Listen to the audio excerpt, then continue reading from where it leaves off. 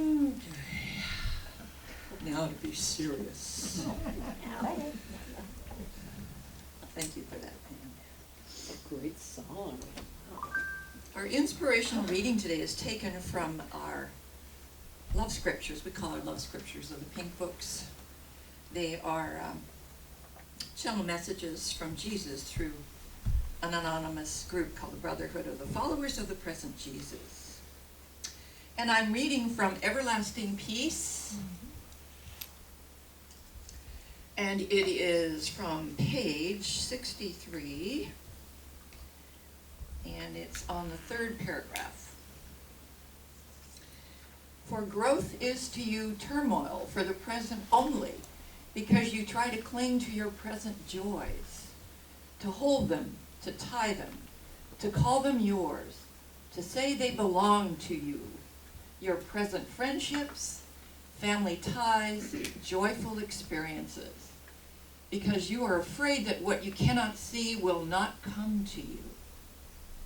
For every joyful experience you have, there is another waiting, more joyful. And the letting go of the present peace is to you storm, not to me, for I understand, and I do not count peace as a static thing, but as a growing thing that cuts itself apart from you with its own knife, that you may find a greater peace. And the ball rolls, for that is motion, and all of life is motion. If you look at it and say it is disorder, then know you are being freed from your old joys and your old peace in order that you may find your larger ones. Thank you, Jesus.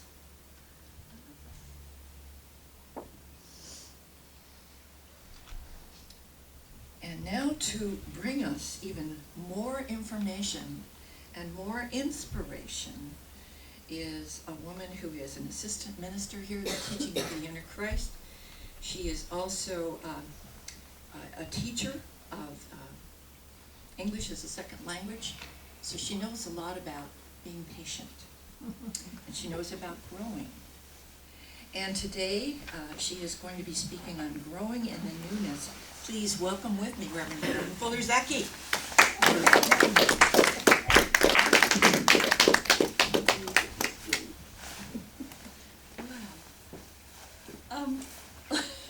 Let's start out by repeating after me. First, let me say it. This is the best day of my life. All year. This is the best day of my life. All year. Whoa, is that not true? It is true, yes. So, all year, the best day. And we're growing in the newness of this best day all year. Newness is a constant. It really is. It just never stops. It doesn't know anything about stopping. We are it, actually. We're not part of it. We are not able to say yes or no to newness because it just is. We are not able to start or stop our existence. Newness is what is a flowing, ongoing experience, including the physical experience. We could pick a point in life, call it a specific new beginning, quotes, and correlate it with our calendar, such as, January 1st. This breaks up the constant into little portions of life that our brains can deal with. Here we are in January, and here we are within a new year again. Right? It's a brand new baby year. Oh, sweet. For us to nurture, grow, and love with our inner Christ guidance. Are you excited about this? Yeah. I am. I really am. When we think of newness, we imagine a clean slate, a block of time or experience we have not yet fully gotten into, or maybe even gotten into at all. We can see this newness as available to us, a brand new something, such as a job, a car, experience, inner Christ contact, or something else. Since we don't see into the future, this newness is mysterious, and seems mysterious, and we can imagine it as full of promise or horrifying. Prayer can help us direct the newness toward the promise, right? Promise is a lot better than the other options, so it's what I see. What about you? You like promise. I believe that the year 2020 is already magic, a magic year, and it's wonderful. Wow, here it is. It's like a clean sheet of paper. You know, you look at it, you think, wow, something beautiful has to go on this. Newness implies time going forward, right? Actually, though, physicists see that we can go back in time just as easily as we can go forward. Oh, okay. Well, how do we do that? No one has figured that part out, or even come close to it. But scientists theorize about what the past was like by looking at the present, and as well as, you know, digging up bones and things from the earth, and certainly searching the universe to find echoes of past movement and growth. And they can do that with these telescopes and eyes and ears into the stars. Now here's a thought, a new thought. I don't even know if it's a theory yet, but it's a thought. Our universe came into being about 13.8 billion years ago, and it expanded, right? It's still growing into its newness. It's always changing. The idea, the new one, says that our universe keeps having babies. Okay, here's the universe, bubbles of energy and space just pop off. The parent float away to expand and make their own planets, stars, asteroids, life forms, or maybe to remain empty, right? This keeps on. Babies grow, and, you know, they have babies and expands, and we all fit into this. How can we all fit into it? Well, space itself is growing, as well as the physical matter. So, what do you think?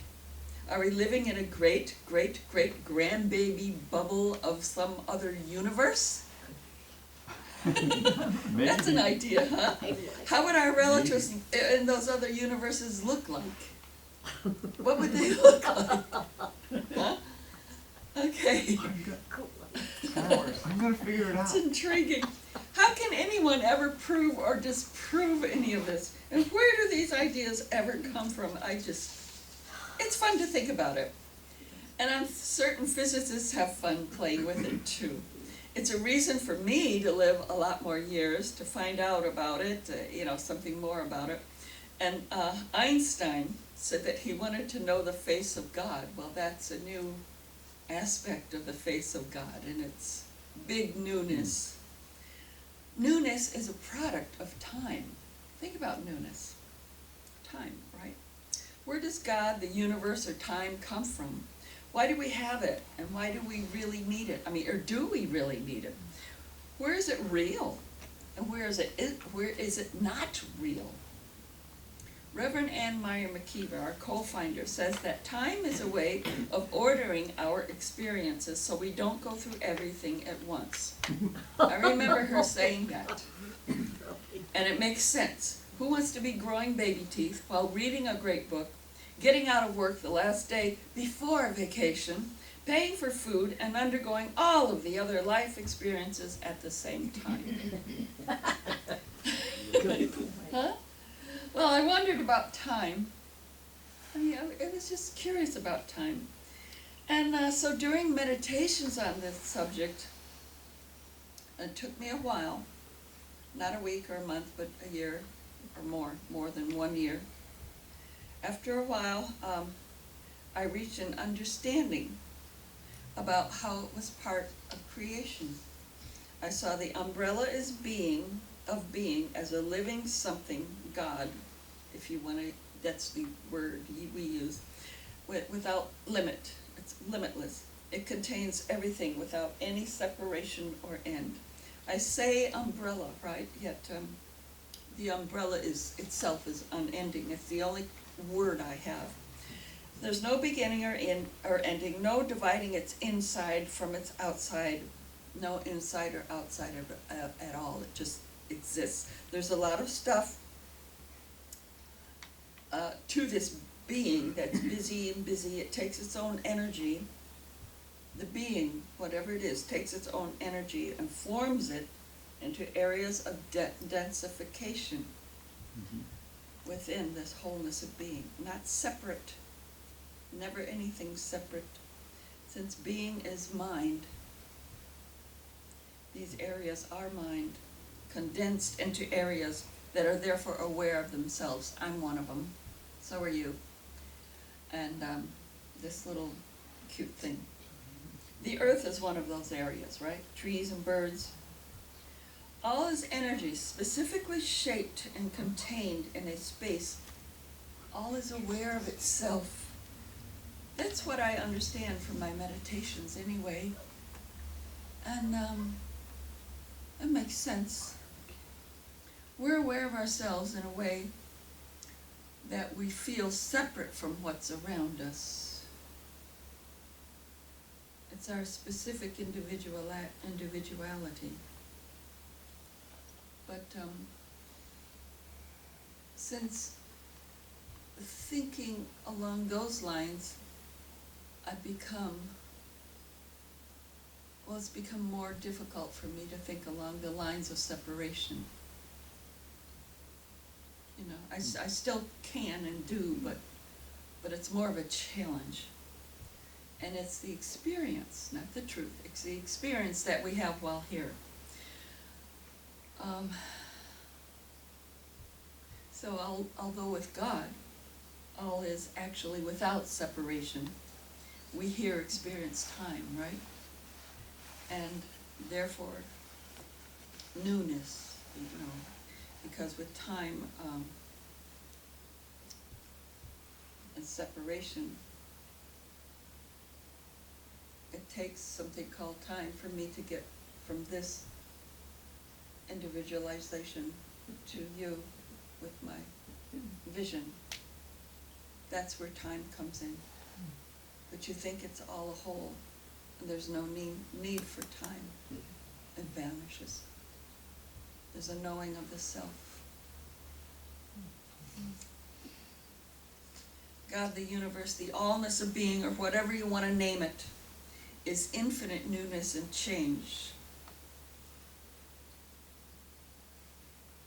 Never static. Let's all joyfully grow in this newness freely and without fear. How can we fear ourselves?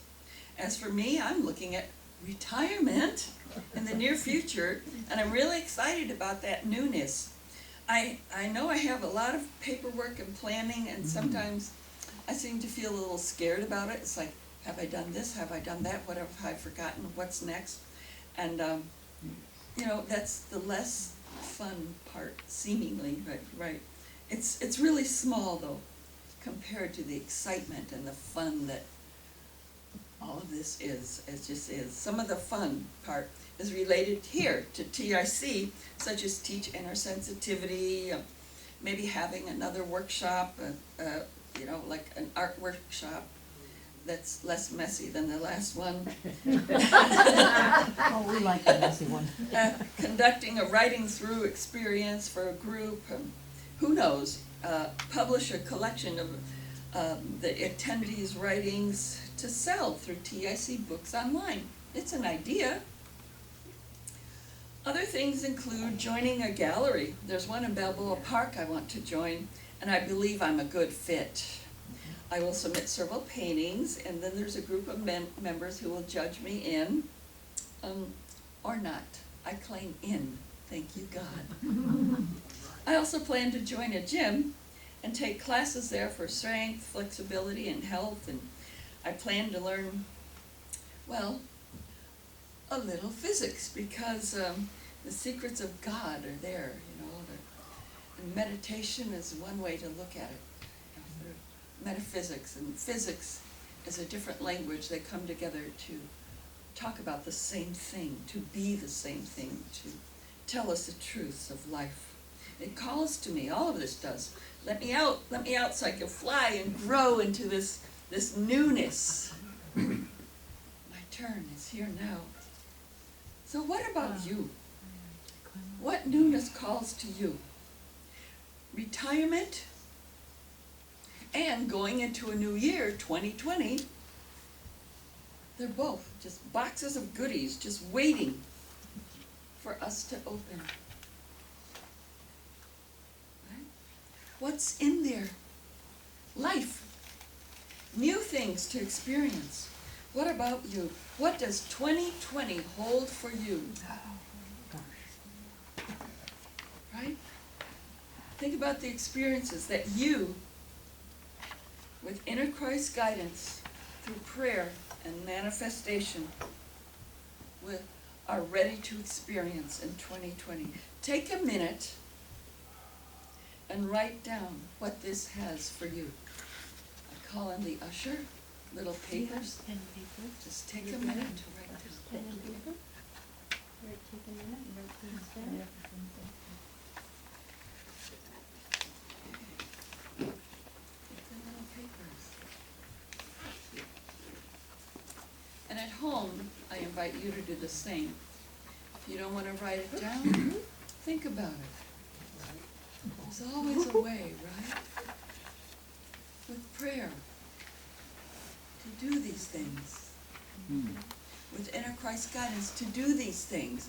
Or maybe something better will come. You think of it.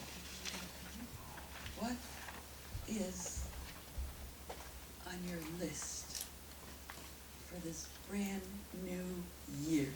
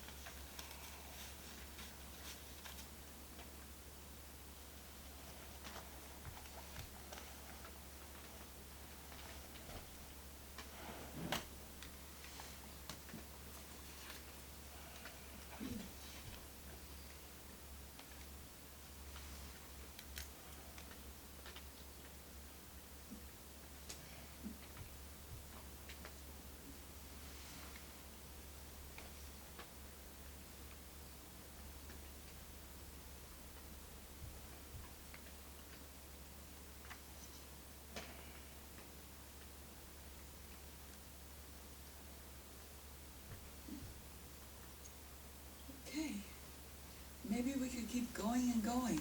Huh? You know, think about it. You know, this year has 2 20s. It's kind of different. Special, right? Is it a special time for you? It contains something wonderful for all of us. I'm already in mine. I'm preparing for 2020, for the rest of 2020, for all of 2020. I'm having faith in my prayer treatments for perfect retirement. I bought new canvases for art, you know, for 70% off, regular price at Blick Art Store. Woo! There you go. Think of that. $100 canvas and you pay $30. Well, okay. I finished a new blouse that I can, almost finished it, that I can wear here at TIC. I sold a painting, and I'm headed for a brave, brand new rest of this new year. It's the year of God. 2020 is the year of God. Let's say that together. 2020 is the year of God. Again, 2020 is the year of God. Yes. So newness is. The universe itself is a constant change. And existence is unchanging. Existence is unchanging, but it changes itself. We are it. It's natural for each of us to grow in newness in this God-given 2020 with the guidance of our inner Christ. How are you growing in this newness of 2020? Meditate on it. Pray about it. It's an assignment, and life itself is your test. Thank you for your time. Thank you. Crescendo. That was like a crescendo. Yeah.